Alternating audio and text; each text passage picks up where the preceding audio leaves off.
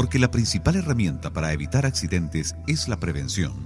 Desde hace más de medio siglo que el IST promueve una cultura preventiva, mejorando la seguridad y calidad de vida de los trabajadores y aumentando la productividad de las empresas.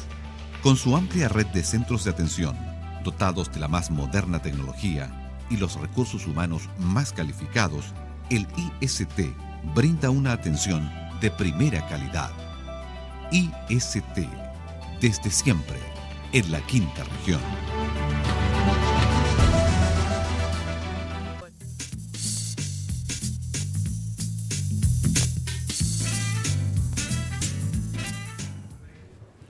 ¿Cómo están ustedes? Hoy quiero llevar a su casa una entrevista con un político viejo, no viejo, sino que un político de mucha lata en Viña del Mar y en la región. Me refiero al diputado y exalcalde de Viña, don Rodrigo González Torres. Diputado, ¿cómo le va? Muy buenos días. De mucha lata dirá, no de aburrido, sino de largo tiempo. De largo tiempo, claro. No muy viejo, no, digamos, usado un poco. Aquí en esta mesa hay varios de mucha lata. Acá, de mucha lata, de mucha data. De mucha data. Oiga, diputado, quiero partir primero con un tema que llama mucho la atención. Camila Vallejo ha públicamente tratado muy mal a Pepe Out, diputado de su partido, y a otros diputados que fueron junto con los diputados independientes y ex-PRI los que permitieron que se aprobara el ánimo de poder legislar y poder avanzar en el tema de la reforma tributaria. ¿Cuál es su opinión sobre eso y por qué usted votó distinto a ello? Mire, yo estoy de acuerdo con la posición política en relación con este tema con Camila, ¿no? Yo voté en contra de la idea de legislar en la reforma tributaria. Esa reforma era un engaño, un camuflaje de reforma, porque en realidad no es reforma tributaria, es un pequeño ajuste, ¿no? Se está discutiendo de 1.800 millones de dólares, de los cuales... A ver, pero diputado, perdón, paremos. O sea, es que ese lenguaje que yo se lo he escuchado mucho, o sea, que sea el hecho que hay un cambio, llámelo como quiera. Aquí el tema es, se está proponiendo un cambio tributario menor. Diga que es un cambio tributario menor. El tema es, ¿por qué no un cambio tributario menor? Porque no se puede uno mayor, cuando en la época de la concertación ni siquiera se hizo un cambio tributario menor, por no hablar de reforma. Mire, yo creo que en eso hay un error. La reforma tributaria que hizo el presidente Frei fue mucho mayor que la reforma tributaria que está haciendo ahora. Y la reforma tributaria que hizo el presidente Lagos también fue cuantitativamente mayor a esta. Esta reforma tributaria es un 0,3% del PIB. Ya, pero para que se hable de una reforma. Es que mire, es que el lenguaje... Pero se da cuenta que en el lenguaje usted es muy importante. ¿Es una reforma chica o mala? No, mire, en términos técnicos de la técnica internacional en materia de reforma tributaria, siempre se habla que hay una reforma tributaria cuando hay más o menos un porcentaje que va del 1,5 al 3% del PIB del país. ¿Quién dice eso? Eso es dentro de la jerga de los economistas a nivel internacional. No, eso a lo mejor puede ser una jerga de los políticos. Pero esto no, esto es reconocido internacionalmente. Entonces, diputado, una diputado, cifra. Le voy a decir una cosa. Pero lo que pasa es que centrémonos en el lenguaje. Usted es licenciado en filosofía, yo soy licenciado en administración y economía. El tema es muy simple. Seamos claros en decir una cosa. ¿Por qué se le dice? No quiero hacerlo, le estoy poniendo trabas al gobierno, en fin, etcétera. La reforma es mínima, pero mire, que no es reforma, llámelo como quiera, pero ¿por qué no? Porque aunque sea un mínimo espacio, ¿por qué AUT dice sí aprobar y ustedes dicen no? Pero me deja expresar ¿Cómo no? Porque usted me interrumpe. Sí. Mire, nosotros al gobierno le dijimos sí. Estamos dispuestos a hacer reforma tributaria y votamos favorablemente, 112 diputados votamos favorablemente a que se subiera del 18 al 20% los impuestos a las grandes empresas. Y le dijimos, limitemos a este aspecto la reforma tributaria. El gobierno no quiso, ¿no? Le dijimos, hay voluntad de legislar. Le dijimos al gobierno, mire, no aplique una rebaja a la ley de timbres y estampillas que sea general y que beneficia más a los grandes empresarios que a los pymes, sino que aplique una reforma de estampilla diferenciada, ¿no? Para las pymes, sí, pero para las grandes empresas no hay ninguna justificación. Le dijimos, apliquemos una reforma a la renta, ¿no? A las remuneraciones que son de verdad de la clase media, pero no rebajemos la renta de los más altos sueldos. Diputado, pero es que cuando... Y le dijimos al gobierno, apliquemos una reforma... Pero déjeme terminar. Pero es que cuando usted va parte por parte, deja por afirmar, sus afirmaciones quedan como una verdad. En el caso, por ejemplo, solamente en cualquiera de los casos que usted está planteando, podría analizarse cada caso del por qué sí o por qué no. Por ejemplo, en el caso de la reforma de ley de timbre de estampilla, la diferenciación podría ser inconstitucional. Por ejemplo. ¿Por qué no? Podría ser, claro que sí, no. Porque la diferenciación es que a unos se le aplica, a otros no se les aplica, digamos, pudiera ser un tema distinto. No, pero si los impuestos son diferenciados, a algunos se le aplican algunas tasas, a otros se le aplican otras tasas. No, las tasas son distintas. Pero las tasas son distintas, pero el impuesto son tasas distintas según el monto de las operaciones. Pero usted está hablando de disminuir, por ejemplo, no sé, ¿usted cree que podríamos disminuir el IVA 19 el IVA, aumentar el IVA del 20% a uno supuesto, y el IVA hay un montón de países del mundo donde hay IVA diferenciado. Pero para ciertos productos, no para los consumidores. Mire, los consumidores son uno. ¿Sabe lo que pasa? Es que esta no es reforma tributaria por dos razones. Uno, porque es un monto demasiado reducido y se trata simplemente de un ajuste. Y segundo, porque además no es redistributiva. ¿Por qué? Entonces, no es redistributiva. ¿Por qué? Porque la ley de timbre y estampilla, si se aplica en forma genérica, beneficia en 60% de los montos que se van a reducir a las grandes empresas y no a las pymes.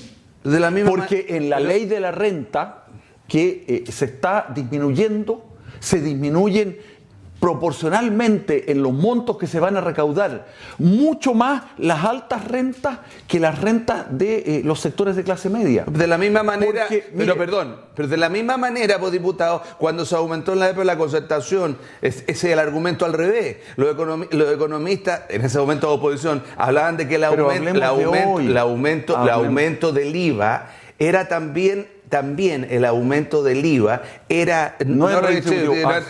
Ese sí quiere traer, y eso le hizo la concertación. Le concedo.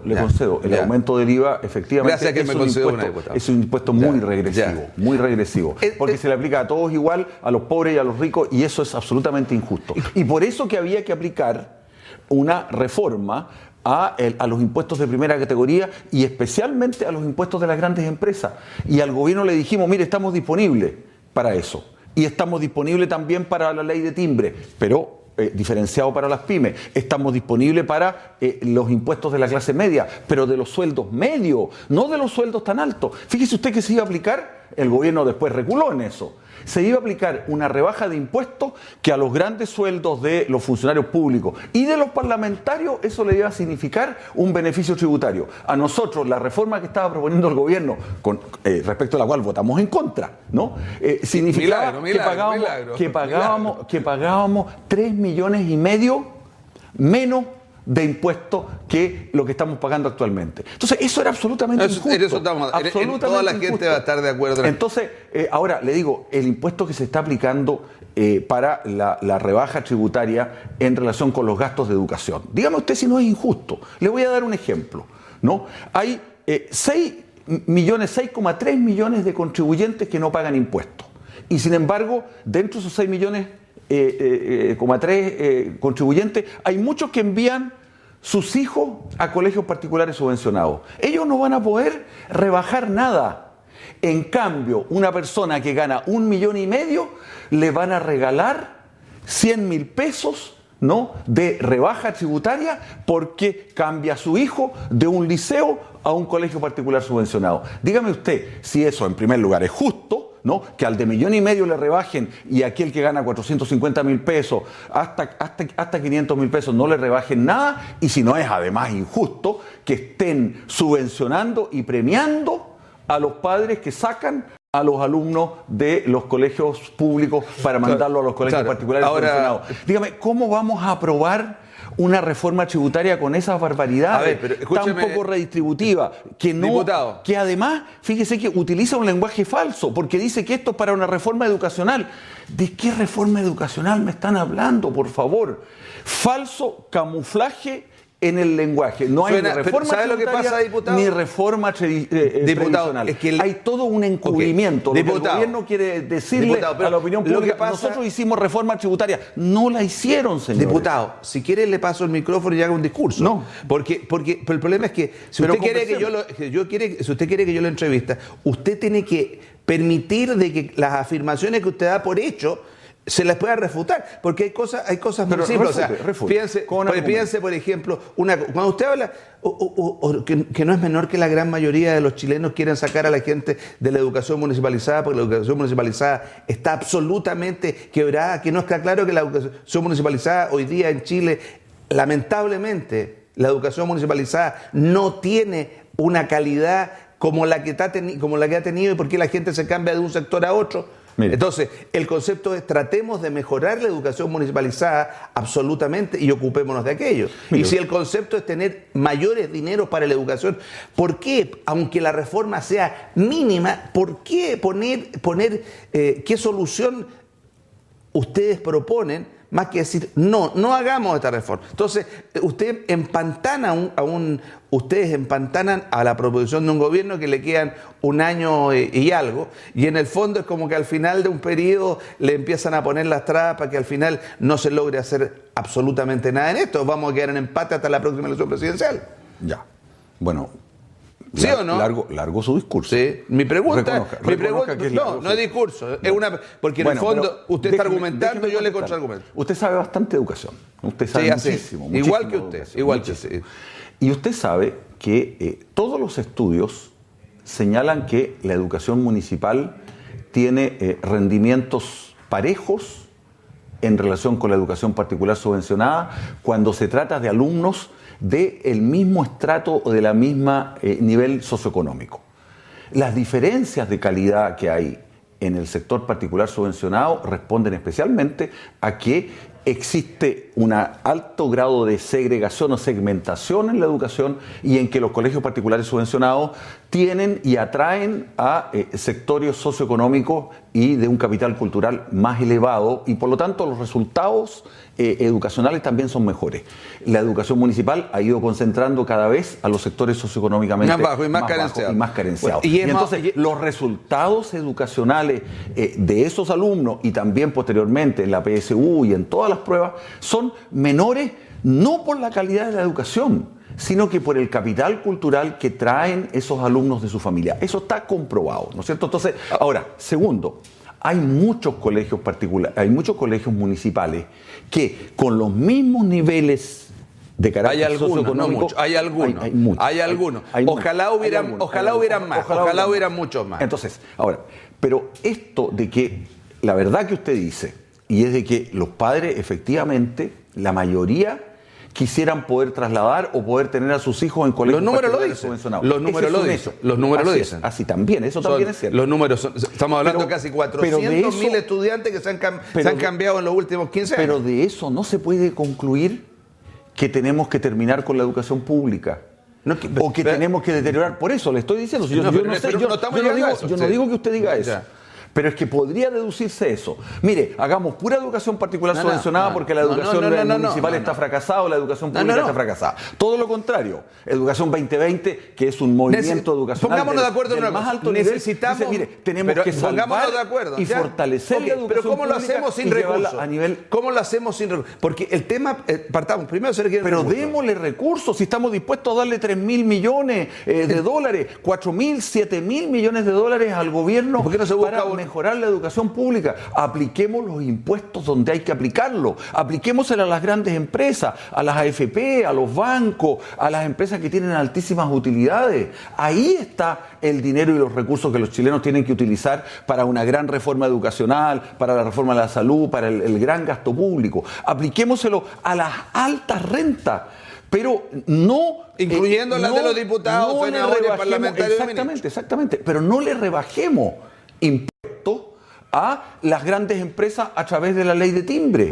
Fíjese que es mentirosa esta reforma tributaria, porque dice que quiere nivelar y en realidad es una reforma en beneficio de los sectores de altas remuneraciones, de las grandes empresas, de un segmento muy pequeño de personas que van a poder rebajar impuestos. Diputado, cambian los tiempos. Yo me recuerdo cuando estoy entrevistando, que una vez cuando uno entrevistaba a Gladys Marín, que para descanse, era muy difícil porque como tenía tan poco espacio en televisión, el discurso era muy largo y era difícil cortarlo. Usted está más o menos así. Piensa que usted tiene bastante espacio. Ahora, en este tema no nos vamos a poner de acuerdo porque lo que la gente entiende es que puede estar absolutamente de acuerdo con usted en que hay que aplicar el impuesto a todo el mundo, pero si en un momento determinado hay una propuesta unánime de por qué no aquello, discutirlo dentro del Parlamento, impedir legislar, es una cosa que va contra el sentido del... Entonces, aquello es lo que a la gente le molesta. Y aquello es lo que, de una u otra manera, la posición de Aut y Tuma la encuentran, y los del Velázquez y Araya la encuentran favorable, porque por último abre la puerta a discutir. Mire, le quiero explicar muy bien eso, porque yo estimo muchísimo a Pepe Aut y estuve ayer una hora y media conversando con él sobre su posición y lo hemos debatido mucho. Resulta que si usted aprueba la idea de legislar, la idea de una ley, después cuando va discutiendo en particular, ya la ley está colocada. ¿Y quién tiene la ventaja en ese campo? La tiene el gobierno. Entonces, cuando entramos a discutir en particular, y la realidad lo demostró, aquellas reformas que Pepe Aut quería hacer, porque Pepe Aut quería reducir y cambiar el impuesto que se estaba aplicando, la rebaja de impuestos que se le estaba aplicando, digamos, en forma discriminatoria. A algunos papás sí, a otros papás no. Quería cambiar la ley el impuesto a la ley de timbre, quería cambiar las rebajas a la ley de renta a los altos sueldos, etcétera. Todo eso, en particular, Pepe Aut quería cambiarlo. Pero se dio cuenta que cuando había aprobado en general, ya en particular no podía, porque el gobierno tiene más poder que el Congreso. Le voy a explicar una cosa en esa materia. Pare ahí, porque hay un tema. Sucede que con el argumento que usted está diciendo, aquellos como usted aprobaba en general, y ya daba automáticamente por aprobado el conjunto de la reforma. Como decía un amigo mío que le decía, usted sáquese la anteojera porque usted empuja. Sáquesela usted también. No, pero en la pregunta que le voy a hacer, en la pregunta, usted, su argumento para el no aceptar la idea de legislar, yo se lo cambio y a usted y a diputados librepensadores que hablaban, por ejemplo, que están indignadísimos porque no se aceptara el ánimo de legislar, por ejemplo, la ley de algunas cosas, como la ley del aborto, por ejemplo, como en una primera etapa se hizo con la ley de divorcio, que después se aceptó el ánimo de legislar y se legisló. Entonces, bajo ese mismo argumento, entonces estaba muy bien de que no se aceptara el ánimo de legislar la ley del aborto, por ejemplo. No, mire, es que... Porque es lo mismo, porque en el fondo lo que usted está diciendo es que si aceptamos el ánimo de legislar significa que ya con eso se va entrando y queda metida Usted sabe que el gobierno en Chile es el principal legislador, ¿no? El gobierno, no el Parlamento. Sí, está claro. El gobierno hay que reformar la Constitución. El gobierno tiene más poder legislativo que el Parlamento. Entonces, cuando usted aprueba una ley en general, casi automáticamente las normas, en particular, es muy difícil cambiarlas si usted tiene un desbalance muy grande. Por un lado, tiene a todos los parlamentarios de la alianza con una mayoría y al gobierno de su lado. Entonces, la fuerza es absolutamente desproporcionada. En relación con las modificaciones en particular que se querían aplicar, era imposible llevarla a cabo. Y la prueba es que finalmente la ley de renta se aprobó íntegra. Íntegra. Entonces no pudimos hacer ninguna modificación en particular. Y por lo tanto, una ley tan mala, tan poco redistributiva, tan falsa en sus conceptos, donde no había ni reforma educacional detrás ni nada. Diputado, entonces, está bien. No podíamos aprobarla en general. Déjelo hasta ahí. Pero ergo entonces en el caso que es bueno que no se haya aprobado la ley del aborto, porque bajo su planteamiento, digamos, se habría transformado, o sea, el ánimo de legislar, porque si hubiera habido ánimo de legislar, la ley se habría, de una u otra manera, habría salido, y a los que no son partidarios del aborto, los que no somos partidarios del aborto, simplemente habría esto... no me queda tan claro. Yo soy partidario que en materias económicas el Ejecutivo tiene facultades exclusivas. Sí. En cambio, en ese tipo de materias valóricas se pueden introducir cualquier tipo de modificaciones donde el Parlamento tiene la misma iniciativa que el Ejecutivo. O sea, ahí no existe la desventaja que existe en materia económica cuando usted entra a aprobar un proyecto en general. Nos quedan 3 o 4 momentos. Quiero ser bien corto en dos preguntas relacionadas con que cuando usted fue alcalde, como usted fue Seremi de Educación. Cuando usted fue alcalde, ¿usted tuvo el privilegio, la suerte de modificar o conseguir un nuevo contrato de 15 años que está por terminar con los Martínez y que representó una cantidad enormemente grande de dinero comparado con antes, 21.000 millones? ¿Cuál es su opinión en relación a lo que hay que hacer y cómo está trabajando usted con la Municipalidad de Viña y en relación al estatus nuevo que viene? No, mire, como usted lo dice, el privilegio, pero hay que decir que esa licitación la hicimos muy bien. No está porque bien. Antes no se había hecho buenas licitaciones y no se le había sacado el jugo. No sé, mucha plata le que ha salido hasta ahora. Casino. ¿Qué se hace para continuar? ¿Qué está haciendo usted? Para continuar se hace 2 cosas. Uno, se promueve un cambio legislativo como una modificación de la ley que yo propuse en el Congreso, y justamente el Ejecutivo me la rechazó y la declaró inadmisible para cambiar las normas que hoy día dejan en desventaja a las 7 comunas que hemos tenido casino durante tanto tiempo. ¿Y qué destino le ve a eso? En segundo lugar, es que hay otras modificaciones legales que se pueden introducir. Entre otras modificaciones legales que podrían, por ejemplo, prolongar el plazo de aplicación de las concesiones municipales, que es el primer esfuerzo en el cual hemos estado empeñados. Y en segundo lugar, es necesario introducir algunas modificaciones en relación con las tasas impositivas que se aplican en el caso de la ley de casino. Fíjese que los casinos municipales generan niveles de utilidad a los municipios mucho más altos que los que genera la ley general a las regiones y al sector fiscal. O sea, se está aplicando, digamos, una norma que a los concesionarios les exige más y rinde un mucho mejor tributo. El tiempo es corto, diputado. Para claridad de la gente, ¿usted está trabajando en armonía con los otros parlamentarios de las otras regiones y con la alcaldesa y los otros alcaldes de todas las regiones para hacer un solo bloque? ¿O hay... Total armonía. Total armonía. Total armonía. Tenemos un proyecto de acuerdo que lo hemos presentado en la Cámara de Diputados y vamos a trabajar conjuntamente en el sentido de rescatar esos recursos y hacerlo de tal manera de lograr el objetivo. Porque, le quiero decir, no va a ser fácil.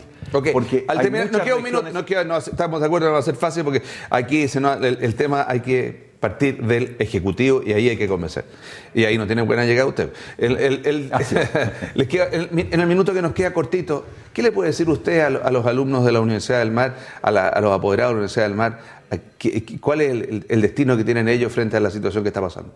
Mire, yo creo que los alumnos, los profesores y los administrativos, a través de la movilización que realizaron, lograron un objetivo muy grande y que es tener hoy día una rectoría que es bastante independiente y un consejo directivo que está intentando resolver los problemas económicos, los déficits financieros y las situaciones irregulares, tanto desde el punto de vista económico como académico que tenía esa La pregunta es muy corta. Y entonces, creo que hay que salvar esa universidad porque hay que salvar a los alumnos y su destino académico, y hay que salvar la remuneración de los profesores, y hay que salvar el hecho de que efectivamente un proyecto que tiene 17.000 alumnos, que tiene 7.000 personas que trabajan allí, digamos, no puede fracasar. ¿Y cómo, entonces hay que ayudar para que ello ocurra. ¿Cómo va a ayudar usted dentro de lo correcto? Si el gobierno, si el ministerio tiene la facultad,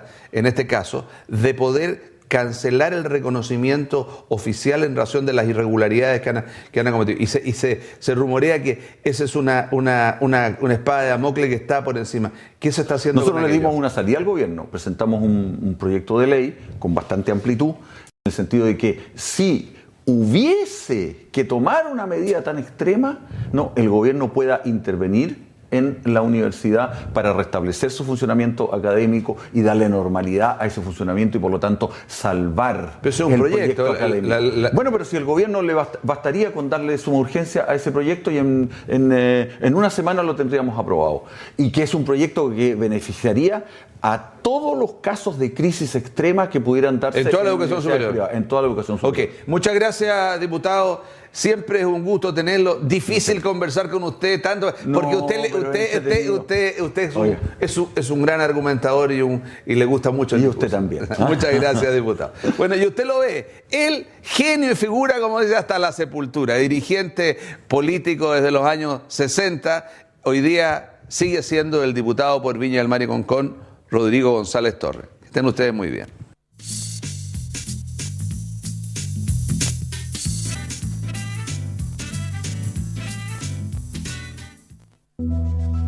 Porque la principal herramienta para evitar accidentes es la prevención.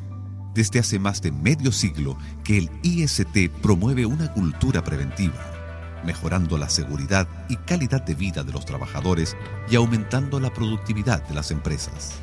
Con su amplia red de centros de atención, dotados de la más moderna tecnología y los recursos humanos más calificados, el IST brinda una atención de primera calidad. IST, desde siempre, en la Quinta Región.